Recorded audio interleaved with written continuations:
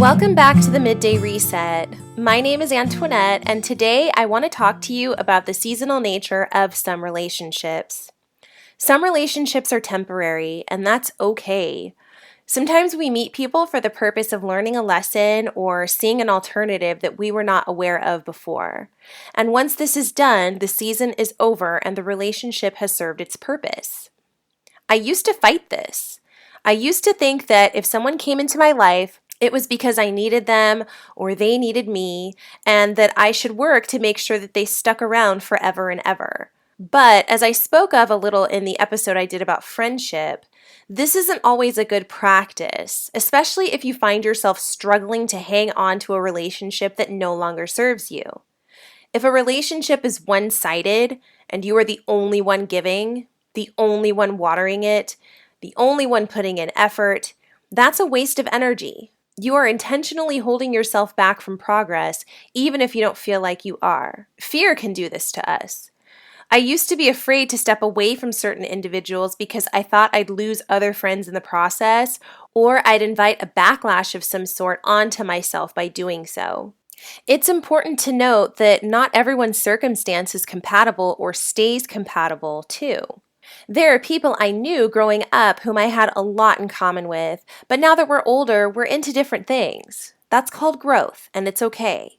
Accepting the end can be hard, but it does not have to be miserable or painful. If life is like a river and you're floating down it in an inner tube, consider the surrender one must have to the natural flow of a journey like this. No oars, no motor. Sometimes you float into rocks.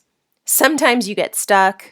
Sometimes you float into other inner tubes and bounce off, then float away.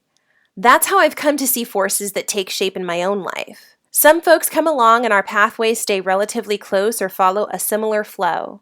Others, it's more temporary. And just like with tubing, trying to struggle and flop around to move in a direction opposite of the flow and pathway your current is guiding you along can result in wasted energy, possibly an injury, or you could even fall out of your tube and be stranded for a bit. Think about what this looks like in real-world terms. You are derailing yourself from your own progress, all for the purpose of trying to stay attached to someone else.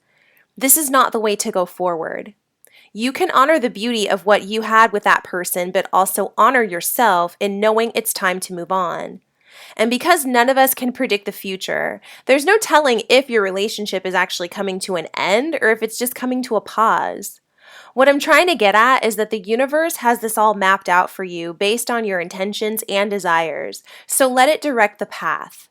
If it's taking you away from someone for now, that's okay. You don't have to have hard feelings about it. It's simply a part of life. I've learned that it's a lot easier to go with the flow than to fight circumstance. As you journey through your own life, I encourage you to always do an assessment of the relationships you have. And this is for all relationships, with your family, your colleagues, your friends, your lovers. Ask yourself these 3 questions to get a gauge on how to proceed. Number 1, is this relationship serving me? On the surface, this sounds selfish, but what I'm really asking you to do is evaluate how much benefit the relationship in question is providing you and your life. If it's someone who supports you, encourages you, gives you space to be yourself, loves you through your mistakes, then I'd say the relationship serves you pretty well. Number 2, what is this relationship costing me? The investments we make in relationships show up in much more than just receipts and dollars spent. How much time are you putting in? How much effort is expended? What emotional expense does this relationship require?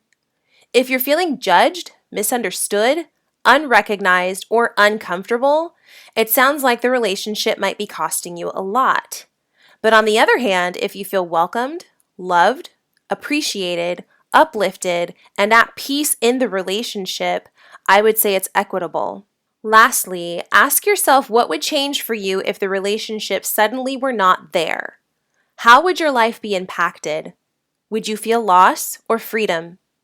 Would you feel remorse or relief?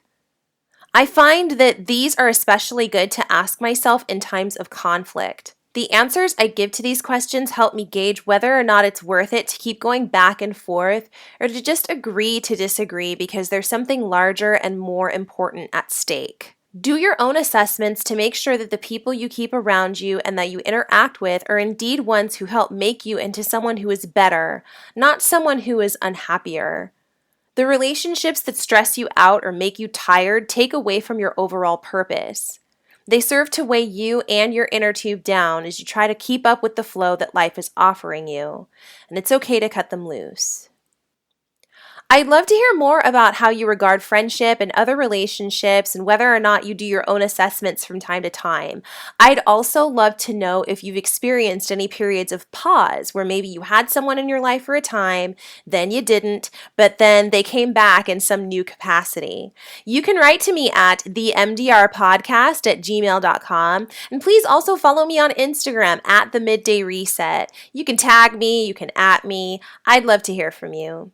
Take care, my friends, and I will see you next time.